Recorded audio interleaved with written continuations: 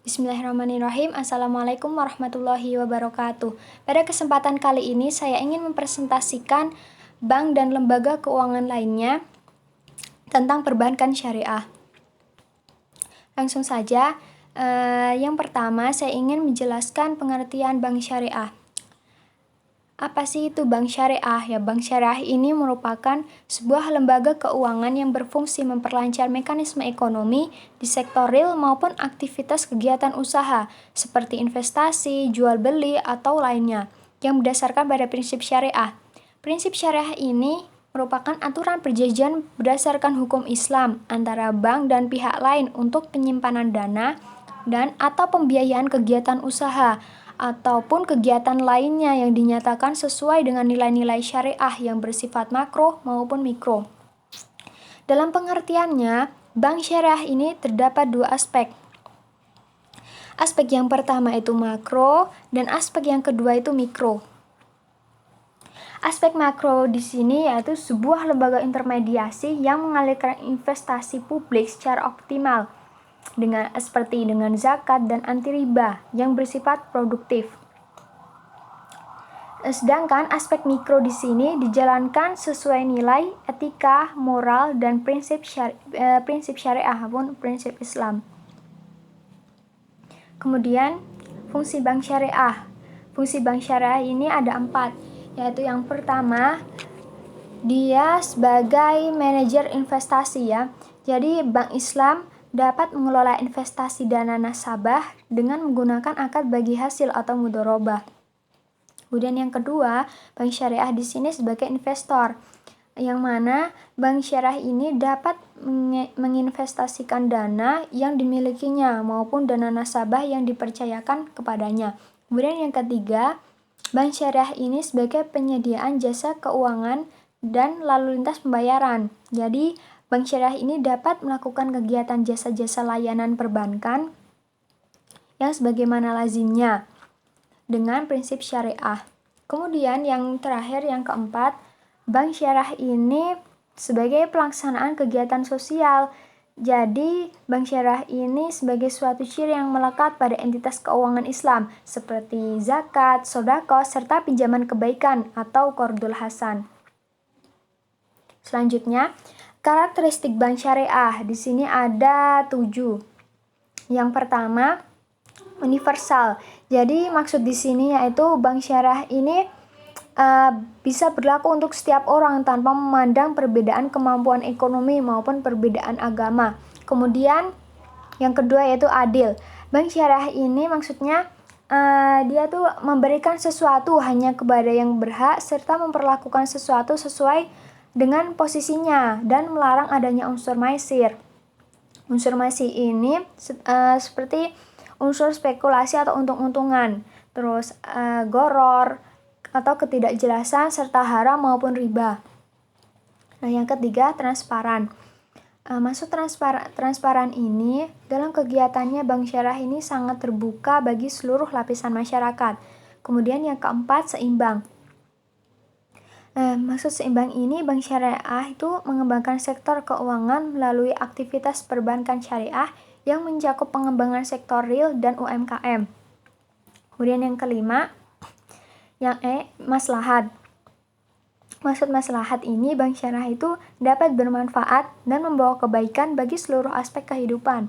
Nah, kemudian yang keenam variatif. Maksud variatif di sini produk bervariasi mulai dari tabungan, haji dan umroh. Itu tabungan haji dan umroh, tabungan umum, giro, deposito, pembayaran yang berbasis bagi hasil jual beli dan sewa sampai kepada produk jasa seperti jasa transfer dan jasa pembayaran. Seperti juga debit card dan syariah charge. Nah, kemudian yang terakhir, bank syariah ini sebagai fasilitas. Misal dalam penerimaan dan penyaluran zakat, infak, sedekah, wakaf, dan dana kebajikan atau qard. Ini bank syariah ini memiliki fasilitas memiliki fasilitas ya. Bank ini memiliki fasilitas seperti fasilitas ATM, mobile banking, internet banking, dan interkoneksi antar bank syariah.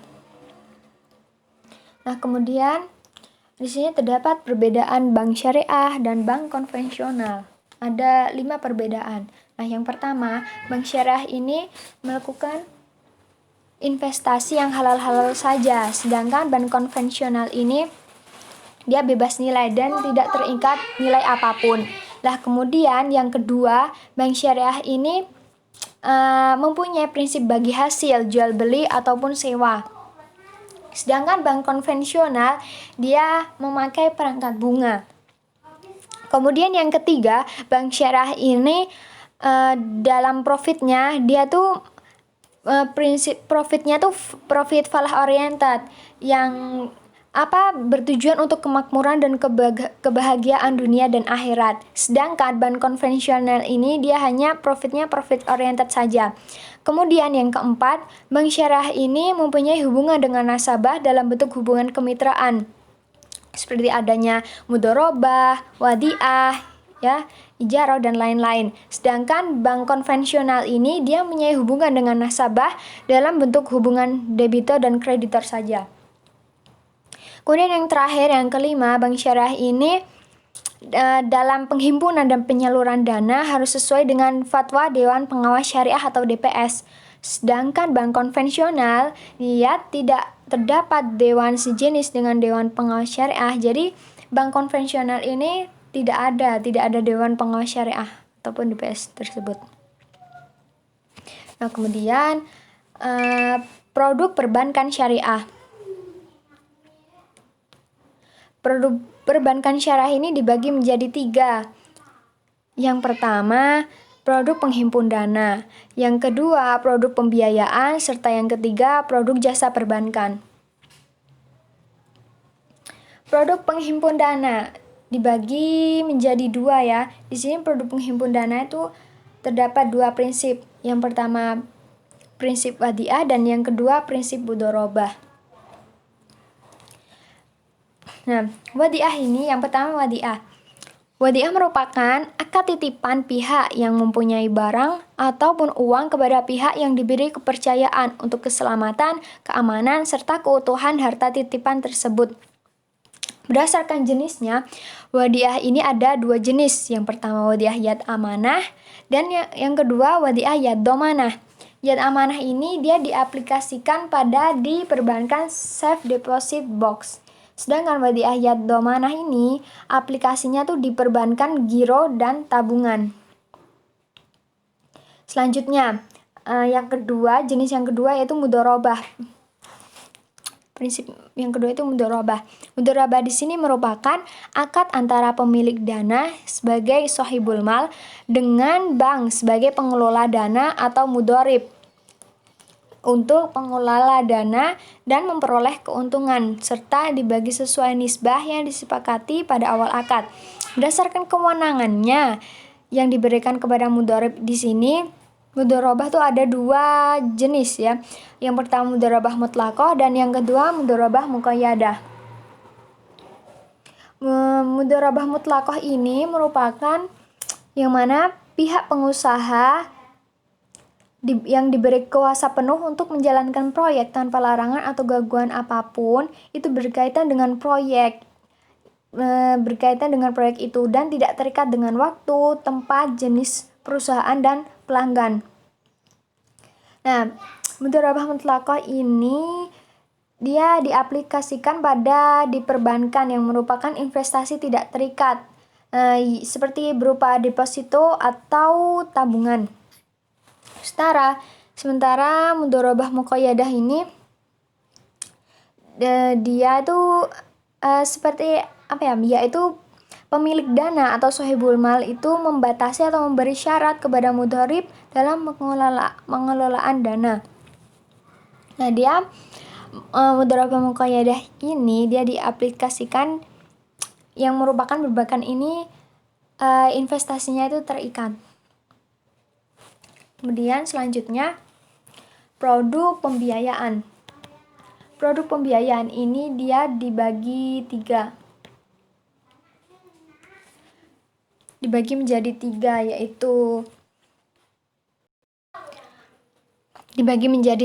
yaitu yang pertama prinsip jual beli, prinsip sewa, dan prinsip bagi hasil. Nah, prinsip jual beli ini terdapat 3 ya, baik murabahah, baik as-salam, dan istisna.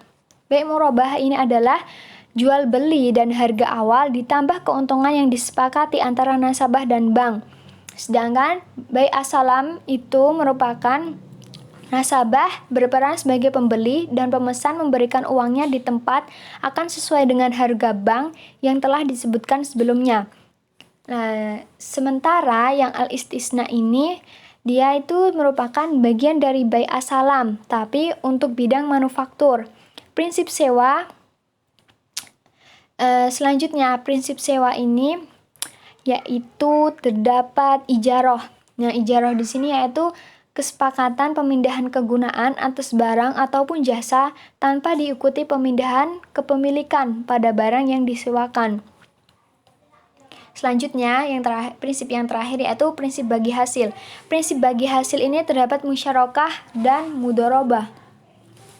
Musyarakah yaitu dua pihak atau lebih yang bekerja sama untuk meningkatkan aset yang ada. Seluruh pihak yang terlibat memadukan sumber daya yang dimiliki, baik yang berwujud ataupun tidak berwujud. Nah, sedangkan mudharabah yaitu merupakan kerjasama dua orang atau lebih dengan pemilik modal yang mempercayakan modalnya itu dikelola dengan perjanjian pembagian keuntungan. Kemudian yang terakhir, yang ketiga, yaitu produk jasa perbankan. Produk jasa perbankan ini dibagi menjadi 8. Nah, yang pertama yaitu wakalah, kafalah, qard, sarf, ijarah, rohan, hiwalah, maupun wadiah. Nah, wakalah ini merupakan akad pemberi wewenang dari lembaga atau orang kepada pihak lain untuk mewakilinya yang melaksanakan keperluan dengan batas wewenang dan waktu tertentu. Kemudian yang kedua, kafalah itu adalah jaminan yang diberikan penanggung kepada pihak ketiga untuk memenuhi kewajiban pihak yang ditanggung. Sementara yang ketiga, qard. Qard itu berarti pemberian harta kepada orang lain yang bisa dimintakan kembali. Nah, kemudian yang keempat, sarf. Sarf ini merupakan layanan jasa jual beli valuta asing.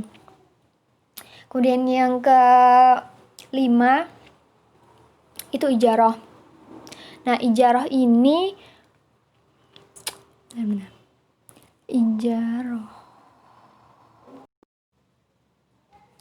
Ijarah ini merupakan dia yang diperuntukkan pada produk pembiayaan yang berlandaskan syariah. Nah, selanjutnya rohan. Rohan ini berarti menahan harta milik peminjam atau jaminan atas pinjaman yang diterimanya, atau disebut juga jaminan hutang gadai. Adapun syarat tertentu yang perlu dipenuhi agar masuk dalam klasifikasi gadai tersebut. Nah, selanjutnya yaitu hiwalah. Hiwalah atau transaksi ini yang mengalihkan utang piutang yang dilakukan untuk membantu supplier mendapatkan modal dalam bentuk uang tunai agar usahanya bisa terus berjalan. Yang terakhir yaitu akad wadiah. Akad wadiah yaitu merupakan prinsip dasar layanan administrasi dokumen landasan syariah produk tabungan yang termasuk giro. Demikian presentasi dari saya.